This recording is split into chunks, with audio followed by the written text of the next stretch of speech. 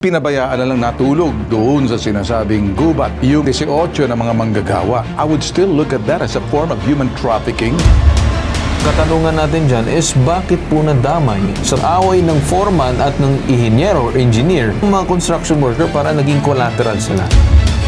Human trafficking nga po yan. Yung pong kukuha sila ng mga tao, bawa sa isang lugar, dadalhin sa ibang lugar para po piliting maglingkod, lalo na hindi nila sinasahuran. Yan po hindi ordinaryong pamimilit na yan eh. Yan po ayon sa Republic Act 9208. Human trafficking nga po yan.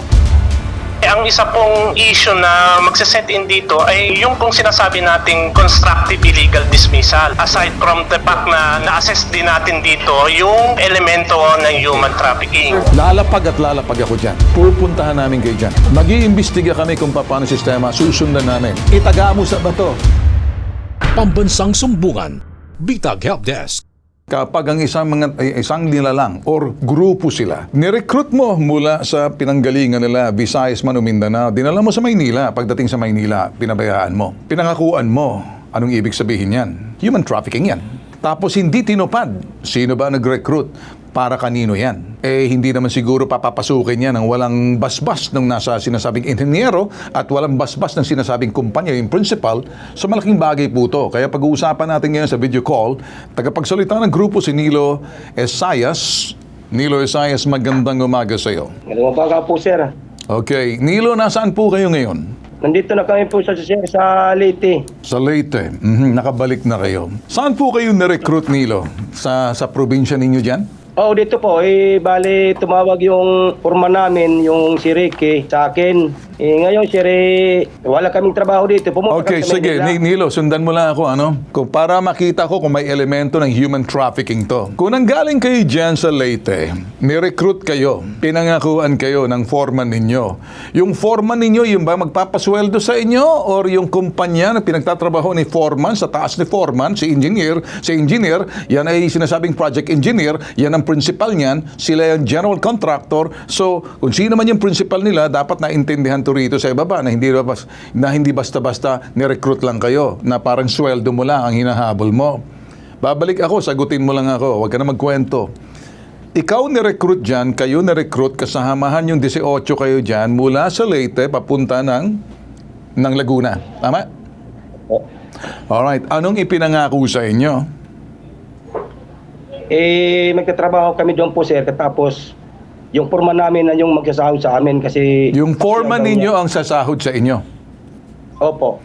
So, ang foreman ninyo ang magpapasahod, pero ang pera saan manggagaling? Sa iServe po. Sa iServe. So, si foreman, sa tuwing anong sweldo niya? Dapat ba arawan, lingguhan? Lingguhan po, sir. Okay. So, ang magpapasahod sa inyo, si foreman. Opo. Si foreman naman, nagtatrabaho kay inhinyero. Opo. Okay, si inhinyero naman, siya yung sinasabing project manager, pagkatapos ang principal niya, kung sino man yung kumpanya na pinagtatrabahuan ninyo. Tama? Opo. So, pinangako ni foreman, naintindihan ni foreman to, alam ng inhinyero to, na kukunin kayo sa Leyte, dadalhin kayo sa Luzon. Tama? Opo. Pagdating ninyo rito sa Luzon, ano nangyari? Dito na, anong pinangako sa inyo? Magkarong sweldo? 750 po, yung scale. So, nung dumating kayo sa Manila, nangutang pa kayo, nagbiyahe kayo mula ng probinsya, papunta ng Manila, Luzon, papunta ron sa project ninyo, doon kayo tutuloy sa project site ninyo.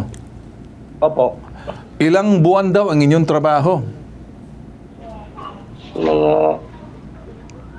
May 2 buwan. 2 buwan. Sa 2 buwan, may pinangako na mga sweldo na hindi pantay-pantay kasi may level kayo dyan. Di ba? Sa skill, tama? Okay, mahalaga. So, libre daw yung tirahan. Libre po. Okay. Barracks lang yun. Yung barracks. Basta't yung sweldo sa inyo. Opo. Okay. So, nung dumating kayo sa Manila, dyan sa Cavinti, Laguna, sa Cavinti, Laguna ba kayo dinala? Opo. Alright. Doon yung sinasabing construction site, tama? Opo. Ilang araw ang inyong ginawa na pagtayo ng kung ano man yan, townhouse ba yan, gusali ba yan, o ano ba yung tinatayo ninyo niyan? Mukhang townhouse yan, mukhang resort. Mukhang parang, ito vacation house yan. Sa itsura pala, nakikita ko na, naaamoy ko na. Cavinti Laguna yan eh. Nagtrabaho kayo ng ilang araw? Nabali 4 na araw po, sir. 4 na araw. Anong dahilan kung bakit tinanggal kayo or ano daw ang dahilan? Ano po, sir, hindi nagkaintindihan ng sahod ng porma namin. Sino hindi nagkaintindihan? Yung foreman ninyo? Si Ricky? Opo. At saka yung Kasi inhinyero? Ano lang po, sir, parang bali-bali lang sa amin, binibigay sa amin. Okay. So, anong kinalaman ng inyong bali-bali, basta't importante, binibigay sa inyong sahod kung nagbabali man kayo, pangangailangan nyo, every week, parang lingguhan kayo. Parang bali lang. Parang bali-bali, pero ang sahod ninyo dapat ay lingguhan. Guwan po, sir. Okay. So, nagbabali-bali lang kayo. Kung ano yung maiipon ninyo sa isang linggo, ibabawas yung binali ninyo. Tama? Mas malalim tong pag-iimbestiga ko kaysa doon sa sweldong hinahabol mo. Kasi nakatago rito yung elemento ng sinasabing panloloko kung meron man na dapat maintindihan ng inhinyero at saka itong si Ricky na parang gusto ko makita yung elemento ng pinapangakuan, ni-recruit mula sa probinsya, dinala dito, pagdating dito pinangakuan, hindi tinupad yung pangako, pinabayaan, tapos nag-uwian na lang kayo. May elemento yun ng human trafficking, hindi lang illegal recruitment, hindi ba? Yung parang yung pang-abuso. So, bakit kayo inalis? May mga nagwala doon, nabali kasamahan namin, hindi sila pinasahod. Parang nadamay kami, sir. Pinalis na kami. Na hindi nyo kagrupo sa nanggaling sa probinsya sa Leyte, nagwala, pati kayo nadamay. Opo. Hindi ba kayo nakisama doon? Nakipaggulo kayo? Hindi naman kaya? Hindi po, sir, kasi yung iba umuwi na nga eh. Ako lang naiwan doon kasi sinamahan ko yung foreman. Okay. So, ngayon, natanggap mo ba ang sahod nyo? Hindi, sir eh. Okay. Hindi nga kami nagkasahod eh. So, pagkatapos yan, pinabayaan na kayo, umuwi na kayo. So, nabayaran ka ba, Ricky, Nilo, sa mga nabayaran ba kayo o umuwi na lang kayo? Umuwi na lang po kami, sir, kasi hindi kami nabayaran eh. Magkano ang dapat na sweldo mo sa 4 na araw? 750, 1.5. 3,000. 3,000. 3,000. 3,000. Magkano ang inutang mong pamasahe mula probinsya papunta ng Maynila? Magkano? 4,000 mahigit, sir, kasi barko pa, pagkain. So umuwi ka, may utang ka na ngayon, wala ka pang nagkautang ka pa dahil sa lintek na pangako nila. Nilugmok ka pa sa kahirapan, tama? Opo, sir. Okay. Anong sinabi naman ni Ricky nung nakinig yung engineer, yung foreman? Anong nangyari nung nalaman ni Ricky? Parang pinabayaan na ba kayo? Yung sir, yung pagpunta namin sa bukid, sir. Yung pagpunta namin sa bukid, yung nagbigay sa amin, yung foreman, yung pagkain. Si foreman na lang, naawa. Si Ricky Avila, nasa linya ng telepono. Ricky Avila, magandang umaga sa iyo, Ricky. Ikaw ba'y binigyan ng permiso at ikaw ba'y pinagsabihan, o sige, maghanap ka ng mga tao mo, mag-recruit ka, dalhin mo rito, sa ilalim mo yan, ikaw yung subcontractor, foreman, tama? Oo, sir. Sila nagsabi po sa akin, sir. Alam din po nila yung... Alright. So parang subcon ka ngayon, tama? Opo, sir. Oo. Okay, ang subcon, ikaw dahil may unit na naka-assign sa iyo, ikaw rin maghahanap ng mga tao para mapabilis. Yung sinasabing... Opo, sir. So, napag-usapan dito, bawat tao mo, meron silang rate, tama? Yung 750, 800, sabihin na natin parang ganyan, tama? Sige po, opo. So, malinaw ba sa mga tao mo yung kanilang sasahurin, depende dun sa kanilang trabaho doon, kung mason, kung ano man yan, karpentero, bla bla bla, may sariling rate yan, arawan, tama? Opo, sir. Alam din po ng mga tao lahat. Okay, hindi, okay tayo dyan. Kumusta naman yung inhinyero mo sa site? Alam ba nila? Alam din po nila, sir. Alam nila po Meron ba kayong... tao. Okay, alam nila. Okay na sa akin yung alam nila. Meron ba kayong kasunduan na nakasulat na ikaw magpapasahod sa kanila, ibibigay sa iyo, pagkatapos ikaw ngayon magpapasahod base doon sa mga rates nila. Tama? Opo, sir. So, alam ba to ng inhinyero? Oo, sir. Yung si Ma'am Nice po, alam po, at saka si Cheryl, saka mismo po ng Jerry. Alam po Alright. yung company. Kaya kita tinatanong kasi una sa lahat, kung nga ba'y alam nila o baka naman kasi nasa sa inyo lang to. Tanong ko sa iyo, may kasunduan ba kayo? May kasulatan ba kayo? Kontratang pinirmahan? Yung 5 yun, sir, yung 5, 7, 8, 9 na unit, may kontrata po kami na 1.9 million. Okay, nandoon na tayo. Ricky, ayaw kong pakialaman yung kontrata mo sa pera. Pakikialaman ko yung mga taong nirecruit mo mula sa probinsya, dinala mo, pinangakuan mo mula sa probinsya, dinala mo, sila'y gumastos ng utang makarating sa Maynila. Pagdating sa Manila, mukhang parang napabayaan mo or initsapwera, hindi po mabor yung sinasabing principal mo or yung yung sabihin natin general contractor or si inhinyero sa nangyaring usapan. Tama?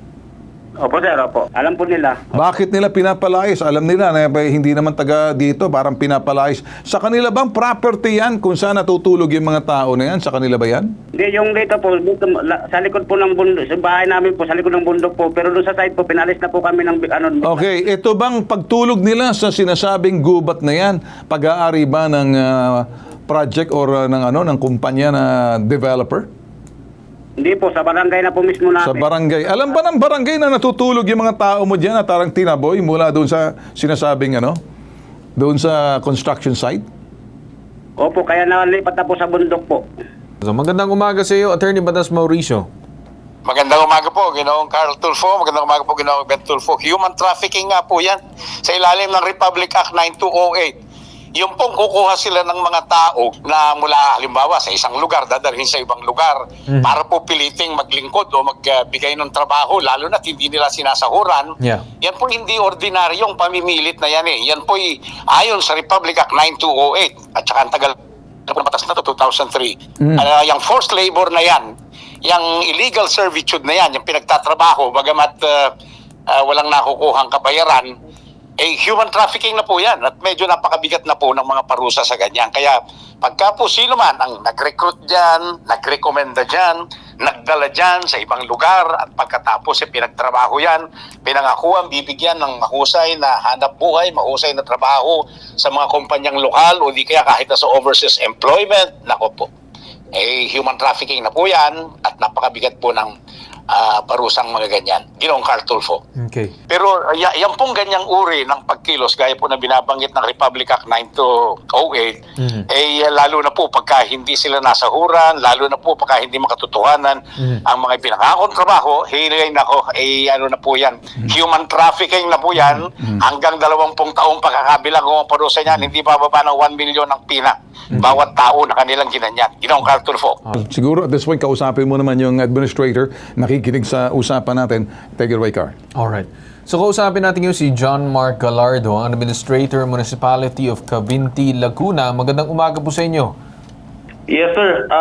Pagkatapos pong pinaalis, yung alleged na pagpapaalis po ng kumpanya sa worker, kinabukasan po nakarating agad sa ating opisina at inalok po natin ang mga worker na sa evacuation po ng munisipyo tumira. Ganun po man, nag-refuse po sila dahil mas gusto po daw nila, as per Ricky Avila, na mag-camp. Ang ginawa po namin through MSWDO, pinadala na lang po namin ng pagkain para meron po silang pagkain, specifically 18 kilos na bigas, 6 bags, at saka pinabantayan po namin sa barangay para po meron silang security, sir. Okay. At kadugsong po nun, sir, dahil sila po'y tagaliti at gusto na rin po nilang umuwi, tinawag po namin ng SWAD, ang Department of Social Welfare and Development Field Office, para po ma-assist. Binigyan po namin tig 5,000 para po makauwi na nga po sa Leyte, sir. Alright. Okay. John, Mark Gallardo, maraming salamat sa binigay niyo, binahagi niyo. Nakikita ko po yung sinseridad ng inyong lokal na pamahalaan. I'm happy po na hindi niyo po napabayaan dito sa ginawa ninyo, Dahil yan, humahanga po ako sa inyong mayor, sa inyong lokal na pamahalaan na hindi niyo po pinabayaan bagamat hindi niyo sila constituent. Yes, sir. At kung ito po i-endorse niyo po sa ating pong pamahalang Panglalawigan, umasa po kayo na ang aming pong lokal na pamahalaan sa pangunguna nga po ng aming mayor ay katulong niyo po kami, sir, at lahat po ng aming lakas at kaalaman, lahat po ng aming may itulong, gagawa namin para po ma-solve na po yung mga ganito pong klaseng problema, sir. With that, Sir John Mark Gallardo, kami nagpapasalamat po sa looking forward. We're going to be working with you on this, sir. Hindi po namin papabaya. Hindi po namin estilo mang-iwan ng mga taong medyo napagsamantalahan, nabuso at naloko na rin, napabayaan. Hindi nyo po napabayaan. Kaya wala po kaming makitang kapabayaan sa inyo, may ginawa po kayo. So kausapin natin ngayon si Attorney Joseph Rosal, Mediation, Arbitration and Legal Services Unit ng Dole, Calabarzon. Magandang umaga po sa inyo, Attorney. Magandang umaga po, sir. Yeah. Sir, pagdating po dyan sa mga ganyan, halimbawa po, nagkameron po ng issues arising from some contracting agreement, magse-set in na po dito po yung direct liability between the from the principal and the employment agency. Okay. So, since na-assess po natin or nakita natin na yung ating pong working conditions appears to be unbearable, hostile, and unreasonable, ang isa pong issue na magse-set in dito ay yung pong sinasabi nating constructive illegal dismissal. Aside from the fact na na-assess din natin dito yung elemento ng human trafficking. Yes, sir. Posible rin pong mag-set in dito yung human trafficking considering na yung pong mga elements ay existing. Unang-una po, nagkameron po tayo ng recruitment. Yes, And then yung pong recruitment is coupled with deception na pwedeng pangakuan ng mga workers na meron tayong lehitimong employment na naghihintay dito sa Laguna. Where in fact and in truth, ay ito naman pong ating working conditions ay nag-appear na parang unreasonable, hostile, and very unbearable. Nilo, okay, Nilo, narinig mo kung anong ginagawa namin ngayon. Mahaba to pero nakikinig kayo. Kung kayo po ay nakikinig po sa amin, Luzon, Visayas at Mindanao, ganito po mag-imbestiga ang pambansang sumbungan. Lahat po sinusuri namin dahil hindi lang po kami programa sa television. Advocate dun po kami. Nakikipagtulungan po kami sa aming NGO, pagtibayin po yung sistema. Kapag nakita po natin may mali sa sistema at yung sistema binabaluktot at para makalusot sila sa kanilang panloloko, ganito pong ginagawa namin. Nilo, nandiyan ka ba? Opo, sir. Narinig mo ba kung paano ka namin pinagtatanggol? Salamat po, sir. Hindi natatapos dito, posibleng bibisitahin namin kay 18 dyan. Lalapag ako dyan. Pupuntahan namin kayo dyan. Mag-iimbestiga kami kung paano sistema, susundan namin.